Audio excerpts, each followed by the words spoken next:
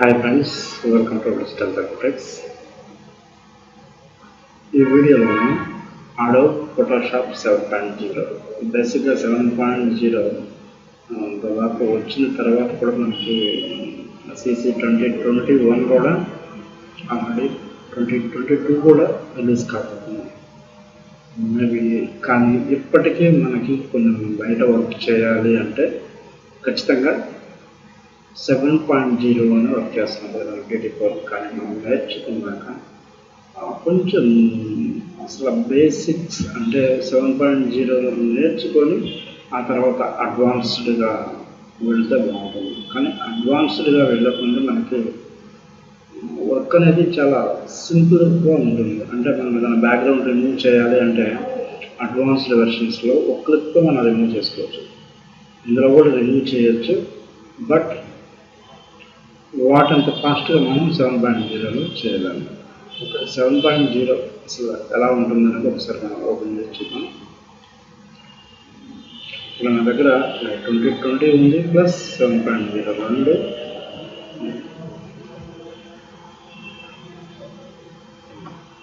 దీని యొక్క ఇంటర్ఫేస్ అనేది ఇలా ఉంటుంది.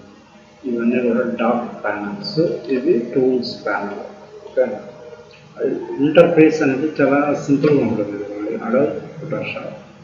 కానీ ఇప్పుడు వచ్చే అడ్వాన్స్డ్ వెర్షన్లో PS అని ఉంటుంది. ఇవన్నీ కూడా మెనూ బార్స్. ఓకే,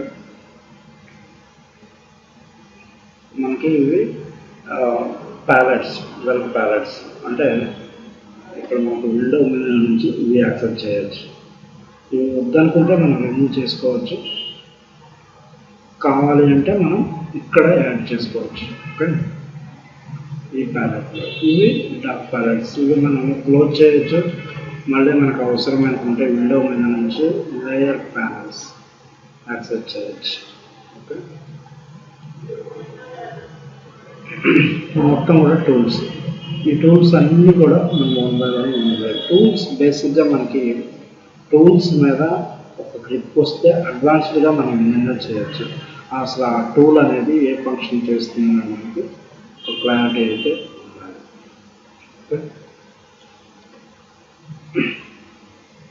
వీటిని ఇక్కడ నుంచి నేను రిమూవ్ కూడా చేయొచ్చు. ఓకే, ఈ విధంగా మనకి రిమూవ్ కూడా చేసుకోవచ్చు. ఇందులో డాక్ చేసాను, ఇవన్నీ కూడా మనం రిమూవ్ చేయొచ్చు. మళ్ళీ మనకి ఇవి కావాలి అంటే స్వాచెస్ కలర్ కావాలి. ఇక్కడ మనకి డబుల్ యారెడ్ నా మౌస్ కర్సర్ని అబ్జర్వ్ చేస్తే ఈ రెండు బాణం సింబల్ దీనిలో క్లిక్ చేస్తే ఇక్కడ వచ్చిన డాక్ లెవెల్, ప్యాలెట్ లెవెల్, ఇక్కడ మనం అది యాడ్ చేసుకోవచ్చు. స్టైల్స్ కావాలన్నా కూడా యాడ్ చేసుకోవచ్చు. అలానే విండో మీద నుంచి మనం అన్నీ ఇక్కడ ఏమేమి కావాలి, బ్రషెస్ కావాలి, దీని మీద క్లిక్ చేస్తే ఓకే. అలానే ఇక్కడ మనకు వర్క్ స్పేస్ అనేది మనకు కావాల్సిన రీతిలో దీన్ని ఇదే సేమ్ మనం సేవ్ చేసుకొని పెట్టుకోవచ్చు. ఓకే, విండో మీద నుంచి ఇవన్నీ మనకి ఈ డాక్ ప్యాలెట్స్ అంటే మూవబుల్ ప్యాలెట్స్. ఎక్కడికైనా మూవ్ చేసుకోవచ్చు, అవసరం లేదు అనుకుంటే క్లోజ్ కూడా చేసుకోవచ్చు. ఓకే, ఇవన్నీ కూడా పారాగ్రాఫ్ కానీ క్యారెక్టర్ కానీ లేదు, ఇది కూడా మనకి ఇక్కడే పెట్టేసుకున్నామంటే ఇక్కడే పెట్టుకోవచ్చు.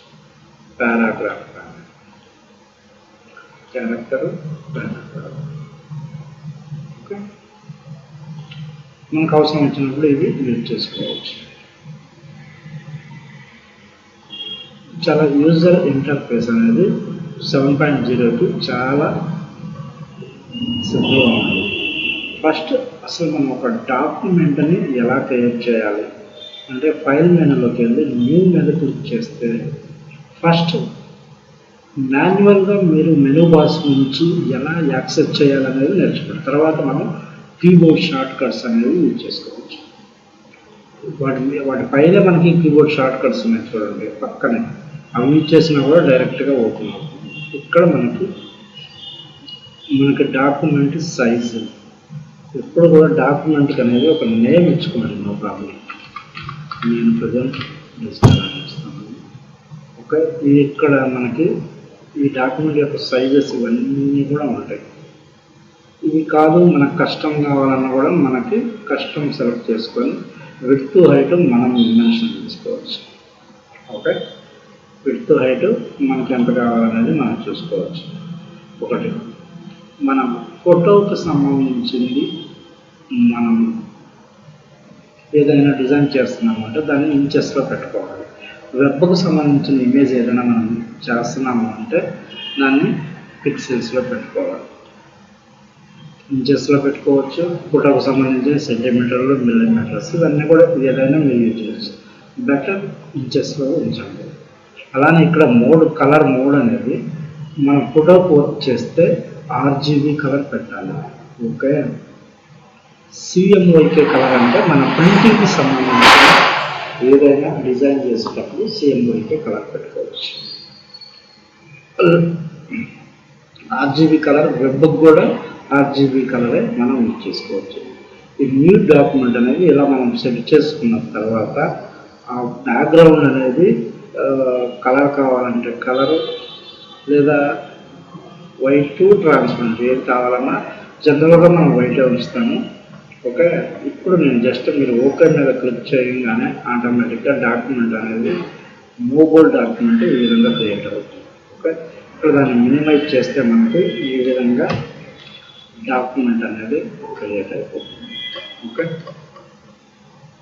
ఇది సింపుల్గా ఒక అడోబ్ ఫోటోషాప్ 7.0లో మనం ఓపెన్ చేసిన తర్వాత ఒక డాక్యుమెంట్ అనేది ఫైల్ మెనూ నుంచి మనం క్రియేట్ చేయొచ్చు.